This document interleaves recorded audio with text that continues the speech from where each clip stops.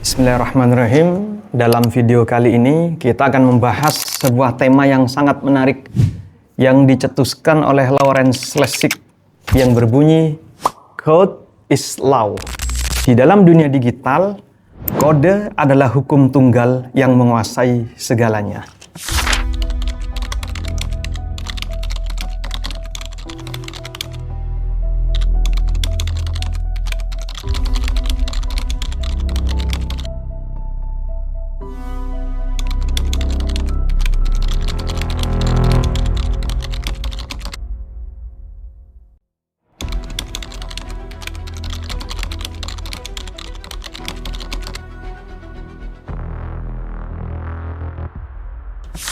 Bayangkan ini, suatu hari kamu bangun seperti biasa. Kamu buka ponselmu, masuk ke akunmu, dan ternyata semuanya sudah hilang. Akunmu tidak bisa diakses lagi. Kontenmu semuanya lenyap. Kerjamu konten selama bertahun-tahun hilang dalam 1 detik. Tidak ada surat panggilan, tidak ada pengadilan, dan tidak ada hakim. Hanya satu kalimat dingin, Anda melanggar kebijakan kami. Dan selesai. Tidak ada banding, tidak ada pembelaan, dan tidak ada keadilan. Setidaknya bukan dalam arti yang kita kenal. Sekarang saya tanya, siapa yang menghukummu? Negara? Bukan. Pengadilan? Juga bukan. Yang menghukummu adalah sesuatu yang tidak pernah kamu lihat. Tidak pernah kamu pilih, dan mungkin tidak pernah kamu pahami sepenuhnya. Ialah kode. Inilah dunia yang diperingatkan oleh Lawrence Lessig. Sebuah dunia di mana code is law. Kode adalah hukum segalanya.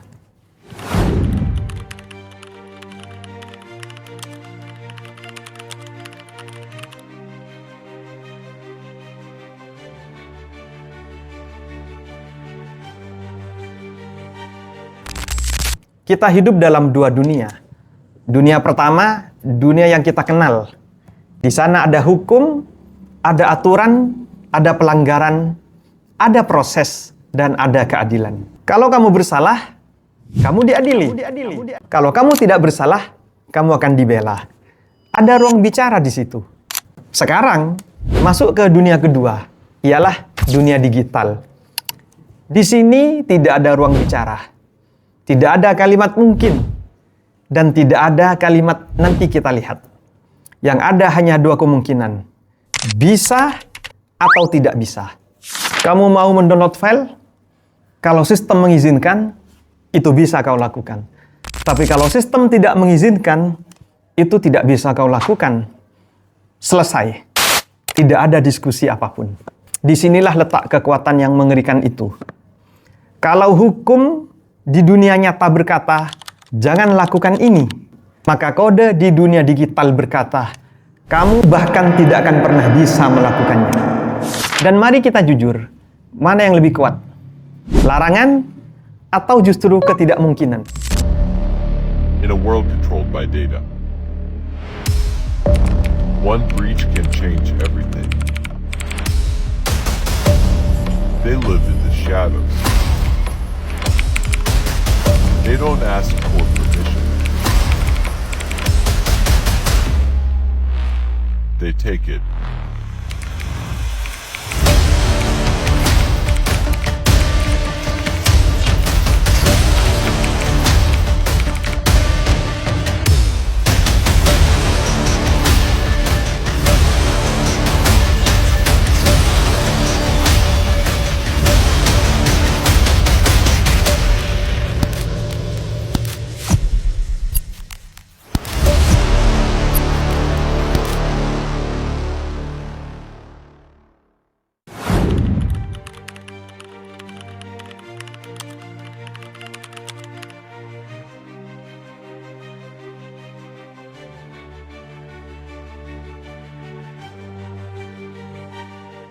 Menurut Lawrence Lessig, manusia tidak pernah benar-benar bebas.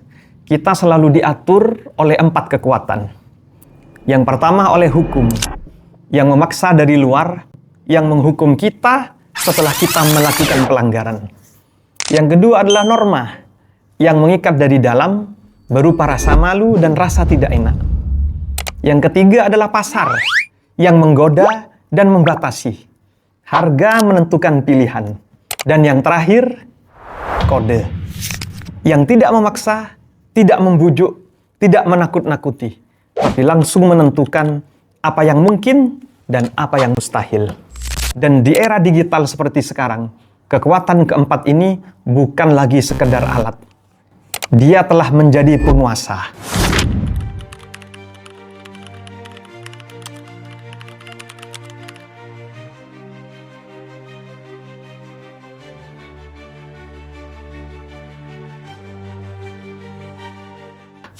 Mari kita jujur, berapa lama kamu menghabiskan waktu di media sosial hari ini? 1 jam? 2 jam? Atau malah lebih? Sekarang pertanyaan berikutnya, apakah kamu yang mengontrol apa yang kamu lihat? Atau justru sebaliknya? Ketika kamu scroll, kamu merasa memilih. Padahal sebenarnya kamu sedang dipilihkan. Konten apa yang muncul? Konten apa yang hilang? Siapa yang viral? Siapa yang tenggelam? Semua itu ditentukan oleh sesuatu yang tidak terlihat. Ialah algoritma. Di marketplace, satu perubahan kecil dalam sistem bisa membuat sebuah toko menjadi naik drastis atau bisa mati perlahan tanpa penjelasan. Di transportasi online, nasib seorang driver tidak ditentukan oleh negara, tapi oleh rating, sistem, dan distribusi order. Nah, ketika sistem itu berubah, hidup seseorang otomatis juga ikut berubah. Di dalam dunia blockchain, ini justru lebih ekstrim lagi. Tidak ada polisi, tidak ada hakim, dan tidak ada negara. Hanya satu otoritas, ialah kode. Kalau kamu salah kirim uang, tidak ada yang bisa menyelamatkanmu. Karena di sana berlaku satu hukum tunggal. Berlaku satu hukum absolut. The code decides.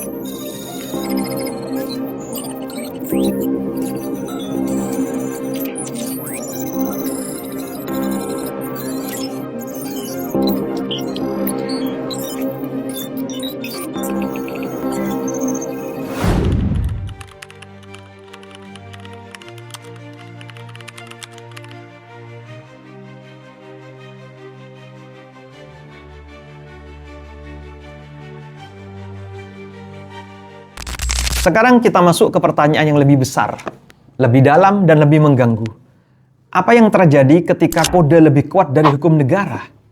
Bayangkan ini, sebuah konten tidak melanggar hukum apapun di Indonesia, tapi dihapus oleh platform. Siapa yang benar? Negara atau platform? Atau ini, data jutaan warga negara disimpan, diolah, bahkan dimanfaatkan oleh perusahaan asing tanpa kontrol penuh dari negara. Kita selalu diajarkan negara adalah pemegang kedaulatan. Tapi hari ini kita harus jujur bertanya, apakah kedaulatan itu masih utuh? Atau sudah terbagi? Karena realitanya yang mengontrol data, akses, dan informasi di saat ini bukan hanya negara, tapi juga perusahaan teknologi. Dan itu adalah bentuk kekuasaan baru.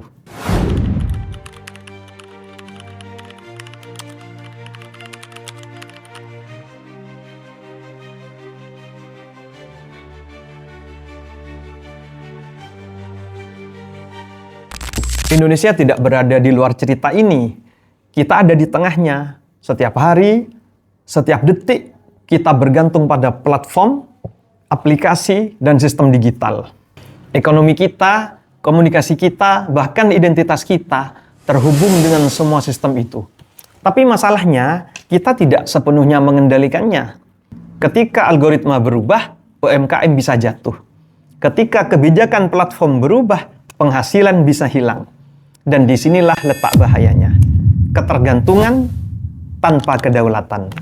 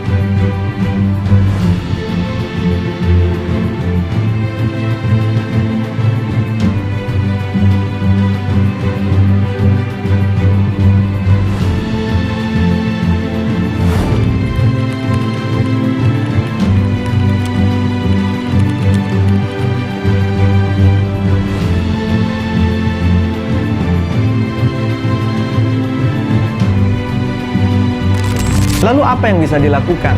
Apakah kita harus menyerah? Tentu saja tidak. Negara harus hadir. Bukan sekedar sebagai penonton, tapi sebagai pengatur. Regulasi harus berkembang.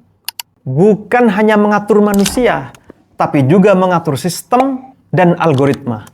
Data harus dilindungi, karena di era ini data adalah kekuasaan. Dan yang paling penting, kita harus sadar bahwa programmer bukan sekadar penulis kode. Mereka adalah pembuat realitas, dan mereka adalah arsitek kekuasaan baru.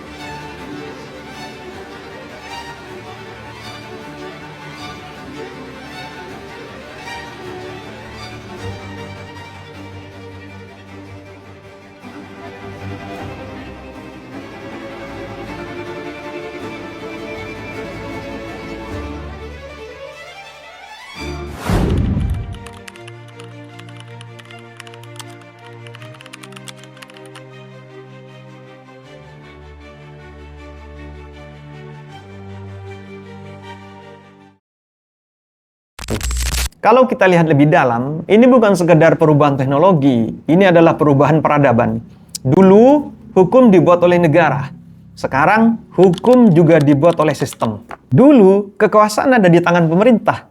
Sekarang, kekuasaan itu mulai berpindah ke tangan yang tidak kita pilih secara demokratis. Ini yang oleh para akademisi disebut sebagai privatisasi kekuasaan hukum, di mana perusahaan, algoritma, dan kode ikut menentukan bagaimana kita hidup. Dan pertanyaannya, siapa yang mengawasi mereka? Hari ini kita masih menyebut diri kita sebagai warga negara. Tapi dalam praktiknya, kita juga adalah subjek algoritma. Kita hidup di dua dunia, dunia hukum dan dunia kode. Dan perlahan tanpa kita sadari, dunia kedua mulai mengambil alih.